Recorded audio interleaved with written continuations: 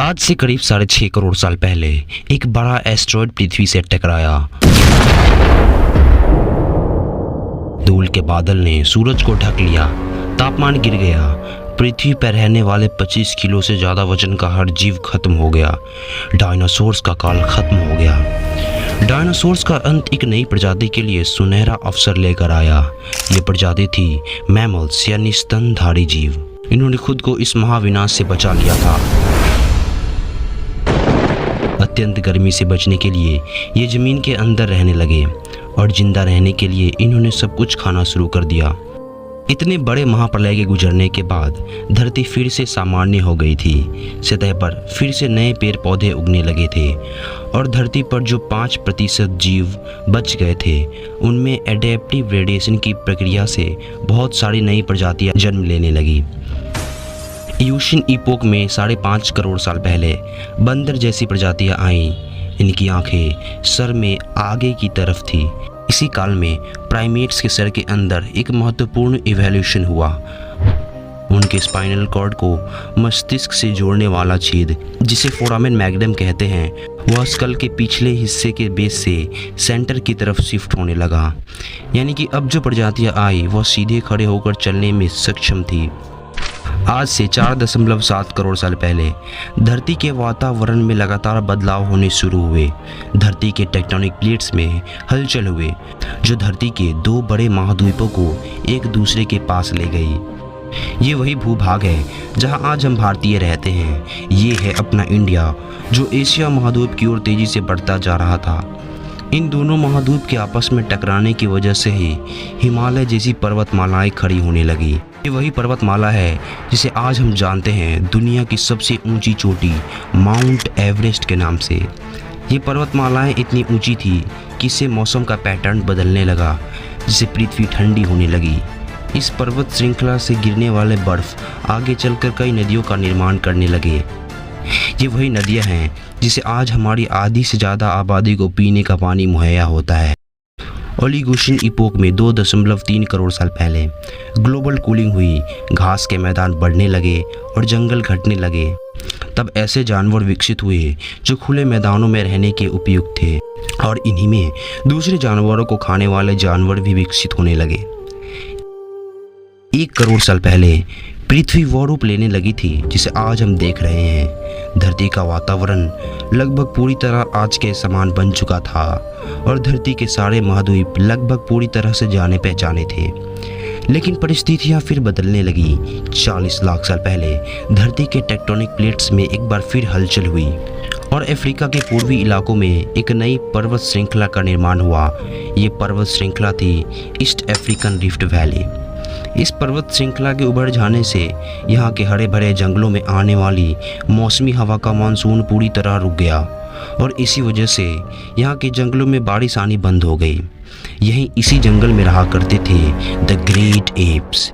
ये है हमारे काफ़ी दूर के रिश्तेदार। हमारे ये पूर्वज कहलाते हैं पेरोलापिथिकस या पेरोला।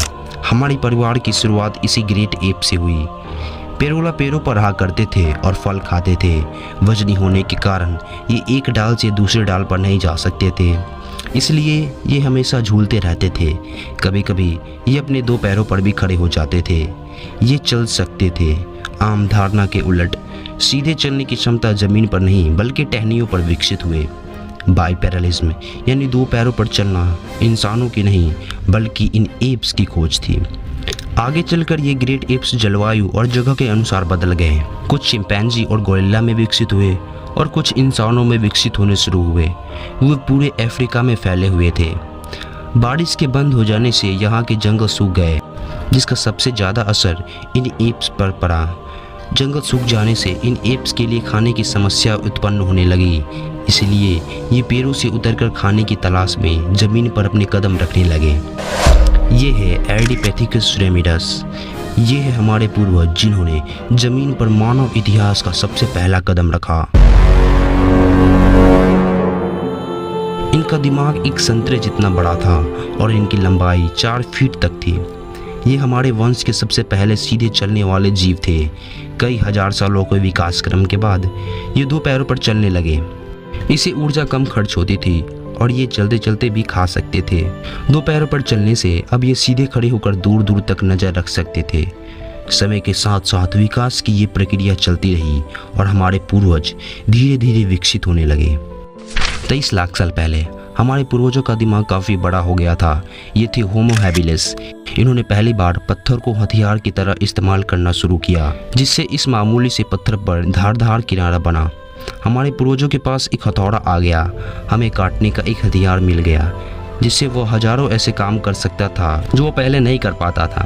पत्थर के इस्तेमाल ने अंगूठे और उंगलियों को मजबूती दी, जिससे हम और अधिक कुशल तरीके से उसका इस्तेमाल करने में सक्षम हो गए। समय बीतने के साथ ही हमारे पूर्वज अब समूह में अन्य जानवरों का शिकार करने लगे थे। ये थे होमो इरेक्टस, जो अन्य जानवरों से ज़्यादा होशियार थे। इन्होंने ही सबसे पहले आग का इस्तेमाल करना सीखा। आग की खोज हमारे पूर्वजों के लिए सबसे बड़ी खोज थी। ये उन्हें गर्मी, रोशनी, अंधेरों और जंगली जानवरों से सुरक्षा देती थी और इसी वजह से अब परिवार भी बनने लगे थे। इन्होंने आग पर मांस को पकाना सीख लिया था। आग पर खाना पकाने का मतलब था कि मांस को चबाने और पचाने में ऊर्जा का कम खर्च होना, और इसी वजह से ये ऊर्जा अब इनके दिमाग में खर्च होने लगी और इन्हें कैलोरीज और ज़्यादा ताकत मिलने लगी, जैसे हमारे पूर्वजों का दिमाग काफ़ी बड़ा हो गया। 2 लाख साल पहले आज के इंसान ने अपना रूप ले लिया था। लैरिंक्स यानी आवाज़ की जो नली हमारे पूर्वजों के गले के ऊपर थी वो नीचे आ गई थी, यानी कि अब हम ज़्यादा जटिल आवाज़ें निकाल सकते थे। हमने बोलना शुरू कर दिया था।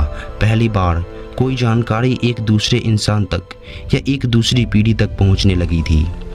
यही वो आखिरी विकास क्रम था जिसके बाद हम विकसित होकर बने, हम यानी होमो सैपियंस। 1 लाख साल पहले इंसान कहीं भी आ जा सकता था। हमारे पास फुर्तीले हाथ और प्राचीन हथियार थे। हम बात कर सकते थे, आग को काबू में रख सकते थे। अब हम अपने अफ्रीकन घर को और बड़ा कर सकते थे।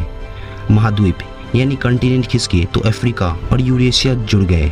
उसे बनी एक बहुत बड़ी ज़मीन जिसका नाम था एफ्रो यूरेशिया। इंसानों के दूर दूर जाने से एक बहुत बड़ा बदलाव आया। अब हम एक महाद्वीप से दूसरे महाद्वीप में रहने लगे थे।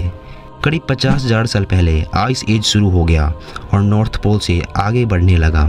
उसी वक्त इंसान चाइना और ऑस्ट्रेलिया तक पहुंच गया था। 30,000 साल पहले इंसान पहली बार यूरोप पहुंच गए।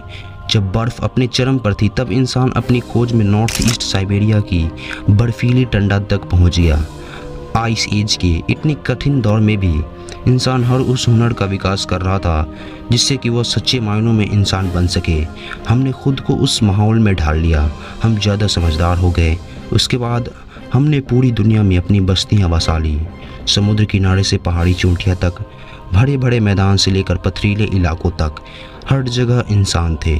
हमारा हुलिया, त्वचा और बाल और आँखों का आकार जलवायु और जगह के अनुसार बदल गया। हमने अपनी आवश्यकता के हिसाब से खेती शुरू किया और जानवरों को पालना शुरू कर दिया। हमने कस्बों और शहरों का निर्माण शुरू कर दिया।